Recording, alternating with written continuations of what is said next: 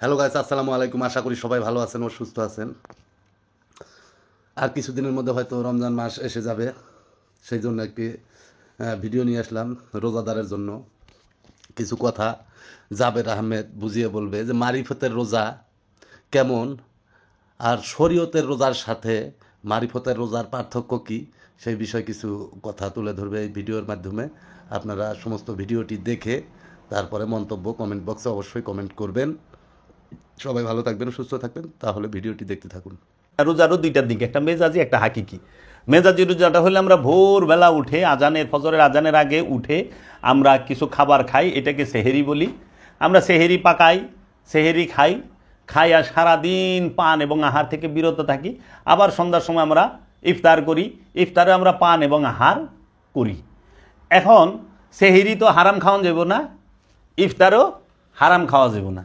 এখন যারা মনে করেন সম্পদ জমা করেন কিংবা সুদ খান, ঘুষ খান কিংবা অন্যের হক মাইরা খান, আপনি হারাম টাকা দিয়া হালাল গুস্ত কিনাই না রোজার সেহেরি খাইলেন। এই হারাম খাইয়া আপনি সারাদিন রোজা রাখলেন, আবার এই হারাম টাকা উপার্জন করিয়া হারাম অর্থ দিয়া আপনি সন্ধ্যার সময় যাইয়া চকবাজার থেকে একদম ঢাকার ইফতার আনলেন। বড় বাপের পোলায় খায়, মামুর বেটায় খায়, তালই সাহেবের বেটায় খায়, এই যে কুপ্তা কাবাব, জালি কাবাব, সুতি কাবাব, বটি কাবাব, ফুরুলি পেঁয়াজু যা কিছু আনলেন, এইগুলা যে খাইলেন, আপনি তো হারাম উপার্জন দিয়া সেহেরি খাইতেছেন হারামের টাকায়, আবার হারামের টাকা দিয়ে আপনি ইফতারও করতেছেন। আমি সবাইরে কই না, যারা খান তাকেও কইতেছি। তাহলে আপনি হারাম খাইয়া রোজা থাকেন যায়, রোজাই তো হারাম দিকে স্মরণের লিগে। এখন আপনি ঘুষের টাকা দিয়ে হালাল গুস্ত খুঁজেন তো কেমনি হইব? আবার দোকানে যায় কোন মুরগি কি বিসমিল্লাহ করে জব করছস, মাথা কোন দিকে আসিল, গরু বিসমিল্লাহ করে জব করছস, সহি শুদ্ধভাবে টাকা লয়ে গেছেন পকেটে হারামের, নয় অন্যের হক মারা টাকা, নইলে পরে সুদের টাকা, ঘুষের টাকা, নয় আত্মসাতের টাকা। বুঝি না, সবাইকে ফাঁকি দেওয়া যাবে, রসুলকে ফাঁকি দেওয়া যাবে না, সবাইকে ফাঁকি দেওয়া যাবে, রব্বুল আলামিনকে ফাঁকি দেওয়া যাবে না। সবাইকে ফাঁকি দিতে পারবেন, নিজেরে ফাঁকি দিতে পারবেন না। ধরা তো নিজের কাছে খায়া বয়া রইছেন, একটু বিবেক দিয়ে চিন্তা করেন। এখন আমরা যে বিষয়টি বলতে চাই যে এই হাকিকি এবং মেজাজি বিষয়টি, যে আনুষ্ঠানিক রোজা এবং মূল রোজা, শরীয়ত সমাজকেন্দ্রিক কিন্তু মারেফত ব্যক্তিকেন্দ্রিক, বিজ্ঞান শিক্ষা সমাজকেন্দ্রিক কিন্তু বিজ্ঞানী হওয়া ব্যক্তিকেন্দ্রিক। বিজ্ঞানের বড় বড় ডিগ্রি নিলেই যেমন বিজ্ঞানী হওয়া যায় না, সেই রকম শরীয়ত মারেফতের উপর পড়াশোনা করলেই, বড় বড় ডিগ্রি নিলেই মারেফতের অধিকারী অলি দরবেশ পীর ফকির হওয়া যায় না। বিজ্ঞানী হওয়ার মধ্যে যেমন কোনো প্রকার শর্ত থাকে না, সেই রকম আল্লাহর অলি হওয়ার মধ্যেও কোনো শর্ত নাই। তাই তো কোরআনে আল্লাহ বলেছেন ইউতি মাইয়া শাও, অর্থাৎ দান করা হয় যাকে খুশি তাকে। আল্লাহ যাকে খুশি তাকে তার খাস রহমত দান করে। আল্লাহ বলছেন উলকির রোহা, আমরা রু নিক্ষেপ করি, ইউতি মাইয়া শাও যাকে খুশি তাকে। এখানে সিলেকশন।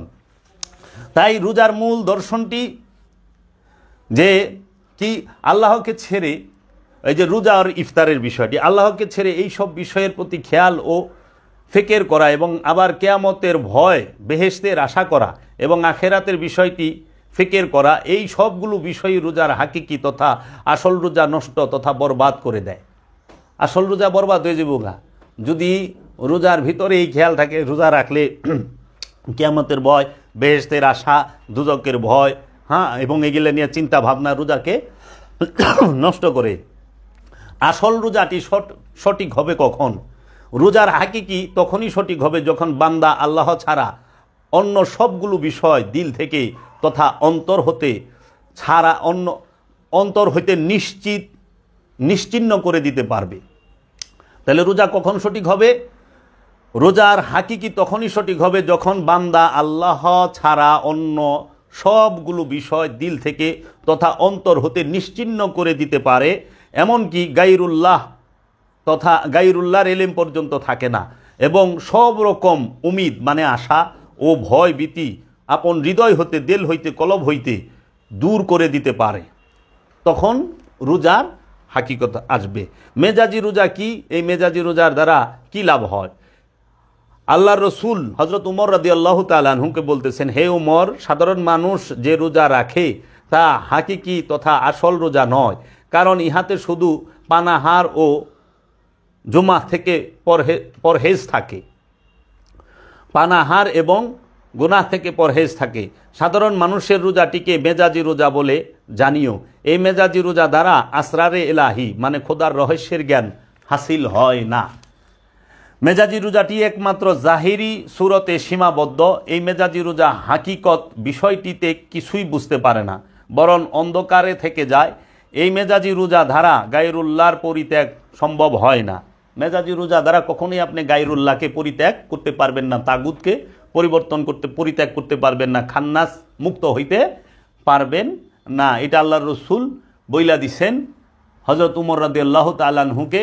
এবং এই বাণীগুলো আমি যে বলতেছি সেটি হচ্ছে সুলতানুল হিন্দ খাজা বাবার মক্তবাতে খাজা থেকে নেওয়া, খাজা বাবার লিখিত বাণী, খাজা বাবার বাণী, খাজা গরিবে নেওয়াজের বাণী। এই কিতাব এটি আপনি পাবেন বাবা জাহাঙ্গীরের লিখিত সুফিবাদ আত্মপরিচয়ের একমাত্র পদ 4 খণ্ডের মধ্যে।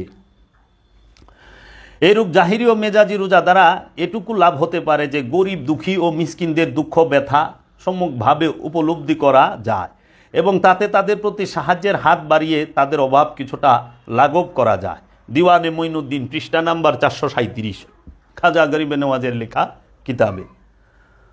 যারা দেহ মন হতে আপন সত্তার ভেতর খান্নাসরূপী শয়তানটিকে বিচ্ছিন্ন করে দিতে পেরেছেন তারাই কামিয়াব হয়েছেন। রোজা 6 রিপুর মাধ্যমে যাহা মন এবং মগজে বাসা বাঁধতে থাকে উহাই একটি একটি করে হিসাব করে বর্জন করে দেবার সাধনার নামটি হলো সিয়াম।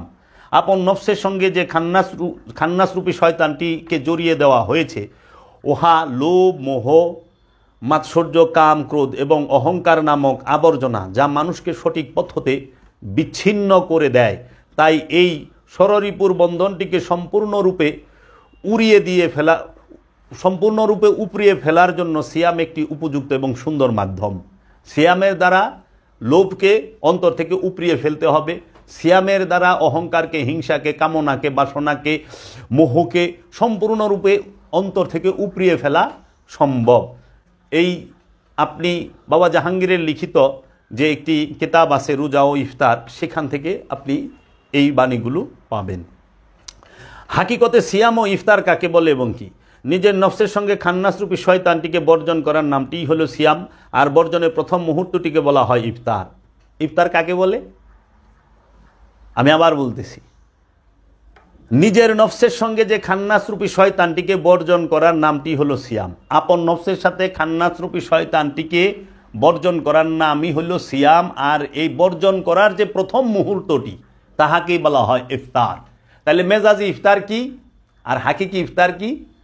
আপনি দেখেন রোজার মধ্যে আমরা মেজাজি অনুষ্ঠানে সেহেরি আগে ইফতার পরে, কিন্তু হাকিকত হলো ইফতার আগে তারপরে সেহেরি।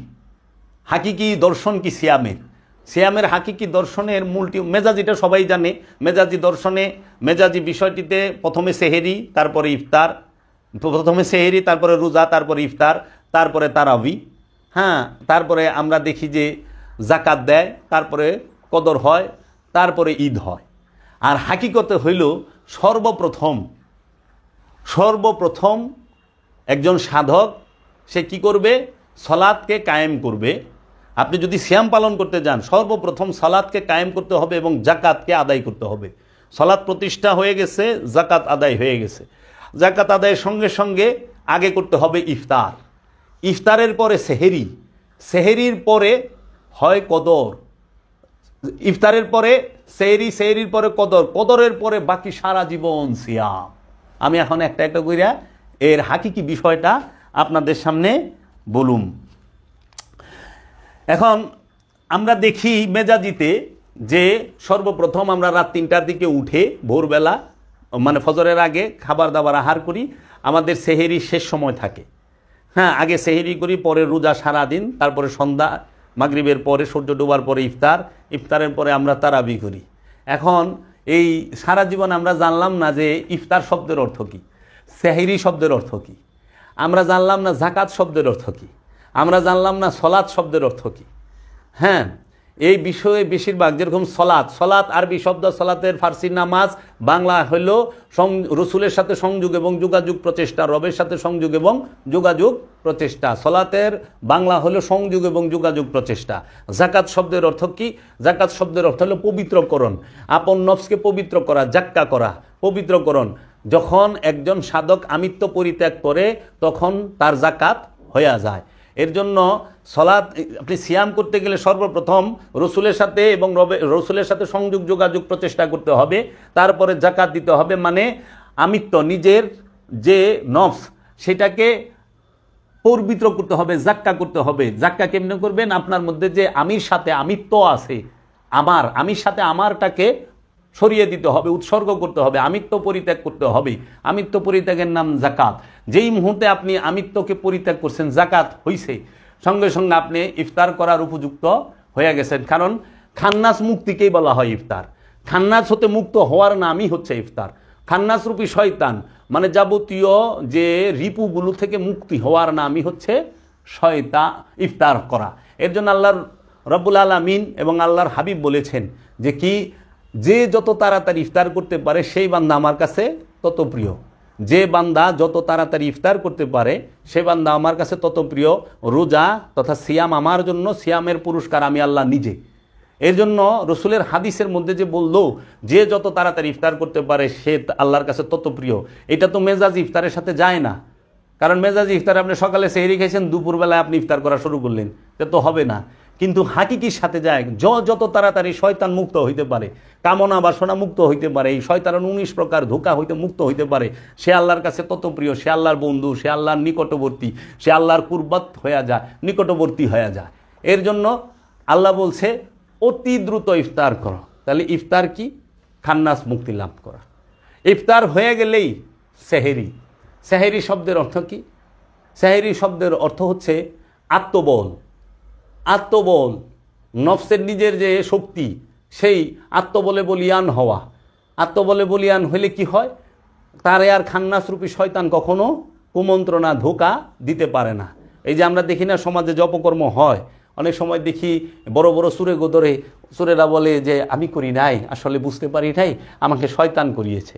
আচ্ছা, আমরা যখন দেখি যে এই বাসে, লঞ্চে কিংবা কোনো প্রতিষ্ঠানের মধ্যে রেপ করে, হ্যাঁ রেপ করে, তখন তারে ধরলে শুনি সোজা একটা কথা কয়, দেখেন আমি তো করি নাই, আমাকে শয়তানে করিয়েছে।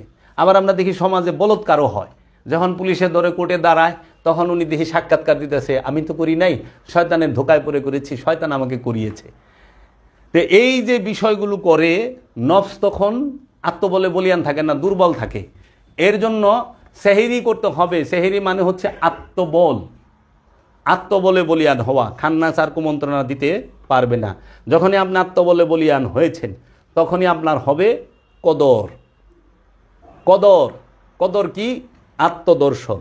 আত্মবলে বলিয়ান হওয়ার পরে কদর হবে, আত্মদর্শন হবে। আত্মদর্শন কি? আপনার এই নফসের উপরে আল্লাহ রূহ নাজিল করবে। এই নফসটা রুহের মহানূরের মাঝে ফানা হয়ে যাবে। তাই সূরা কদরে আল্লাহ বলতেছেন তানাজ্জালুল মালাইকাতি ওয়ার রূহ। তানাজ্জালু আমরা নাজিল করলি, মালাইকাতি সমস্ত ফেরেশতাদেরকে, ওয়া রূহ এবং রূহকে। কোথায়? এই নফসের এইখানে। নফস তখন রুহের মহানূরে ডুবা যায়, নফস আর নিজেরে খুঁজা পায় না। যেদিকেই তাকায় আইনামা তুওয়াল্লু ফাসাম্মা ওয়াজহুল্লাহ, যেই দিকে এসে দেখে আল্লাহ ছাড়া কিছুই দেখে না। আল্লাহ নিজে বলতেছে ইন্নী কারিবুন, নিশ্চয়ই আমি তোমার নিকটেই আছি। আল্লাহ বলতেছেন ওহুয়া মাকুম আইনা মাকুম তুম, তুমি যেখানে আমি সেখানে। আল্লাহ বলতেছেন নাহনু আকরাবু ইলাইহি মিন হাবলিল ওয়ারিদ, আমরা তোমার জীবন রোগের নিকটেই অবস্থান করি। এই কদর হওয়ার পরে ওই সাধক মহা খুশি হয়ে যায়, কারণ জগতে তার জন্য সর্বশ্রেষ্ঠ পাওয়া সে পায়া গেছে। আল্লাহ রাব্বুল আলামিন তাকে দয়া করে দান করেছেন। সেটা কি? তার আত্মপরিচয় হয়েছে, তার রবের দিদার হয়েছে, তার রসুলের দিদার হয়েছে। তিনি রসুলের উপরে পরিপূর্ণ ঈমান এনে ফেলেছে, রবের উপর পরিপূর্ণ ঈমান এনে ফেলেছে, সে মুমিনে পরিণত হয়ে গেছে। তখন সে মহা খুশি। আর এই খুশিকেই বলা হয় ঈদ। ঈদ মুবারক।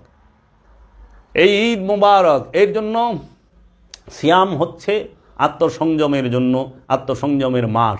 আমরা যেন পেট সংযমের মধ্যে সীমিত না থাকি, দেহ সংযমের মধ্যেই সীমাবদ্ধ হয়ে না থাকি। আমরা দেহ সংযম করতেছি, পেট সংযম করতেছি, আমরা কিন্তু রিপুকে দমন করতে পারতেছি না। আমরা লোভ লালসা হিংসা কামনা বাসনা থেকে বিরত থাকতে পারতেছি না। রোজার মাসে উচিত ছিল সমস্ত দ্রব্য মূল্যের দাম কমবে, কারণ বিক্রি বেশি। এখন উল্টা হয়ে গেছে, সব জিনিসের দাম এমনভাবে বাড়ায় দিছে, উত্তর সোজা। এক কথায় সংক্ষিপ্ত প্রশ্নের সঠিক উত্তর কি? চাহিদা বেশি, এজন্য দাম বৃদ্ধি হয়েছে। ও তাই নাকি? তাহলে আমিও আহ্বান জানাবো আমরা যেন একটুই থাকি, বিরত থাকি।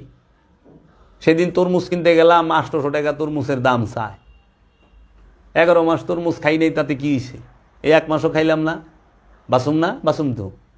বন্ধ করে দেন না, একটু রাখেন শিক্ষা দেবার জন্য, চিরতরে না, শিক্ষা দেবার জন্য মজুত করে। 15 দিন বন্ধ রাখলে দেখবেন তরমুজ একাই বয়ে ব্যাগ খাওয়ান লাগবো শরবত বানায়া। একটু সংযম হন, একটু কষ্ট করেন, শিক্ষা দেওয়া যাবে মজুতকারীও। তো কাজেই আমরা যেন সিয়ামের মূল দর্শনটিকে নিজের জীবনে ফুটিয়ে তুলতে পারি। আমরা যেন শুধু অনুষ্ঠানের মধ্যে সীমাবদ্ধ হয়ে না থাকি। আর যারা অনুষ্ঠান করেন তাহারা নিজেকে তো অনেক বড় মনে করতেছেন। আসলে অনুষ্ঠান হলো সত্যকে পরিচয় দেবার জন্য, পরিচয় করিয়ে দেবার জন্য। অনুষ্ঠানের মধ্যে বিন্দু মাত্র সত্য আছে কিনা সন্দেহ। এমন হয় যে অনুষ্ঠানের আধিক্য, অনুষ্ঠানের জোর যদি বেশি হয়ে যায়, মূলই হারায় যায়, মূল দর্শনটা চাপা পড়ে যায় অনুষ্ঠানের ভিড়ে। এর জন্য আপনারা অনুষ্ঠানের ভিড়ে মূলকে চাপা দিয়েন না। এখন দেখেন, তাই শেষে আমি একটি কথা বলবো। আল্লামা ইকবাল বলেছিলেন, আমি ইউরোপ আমেরিকায় ঘুরছি, সেখানে ইসলাম দেখছি, মুসলমান দেখি নাই। সেখানে মানুষ মানুষকে মূল্যায়ন করে, মানুষ মানুষকে উপকার করে। আমি ইসলাম দেখছি, মুসলমান দেখি নাই। আর আমি আরব রাষ্ট্রে গেলাম, সেখানে মুসলমান দেখছি কিন্তু ইসলাম দেখি নাই। আমিও ঠিক বলতে পারি যে আমাদের দেশে মুসলমান আছে, ইসলাম নাই। আর ইউরোপ আমেরিকায় ইসলাম আছে, মুসলমান নাই। কারণ আপনি যা দেখেন, এই কোনো দিকে দুর্নীতি তাদের শূন্যের অনেক কম, অনেক কম। আর আমাদের প্রতিটা সেক্টরে দুর্নীতি।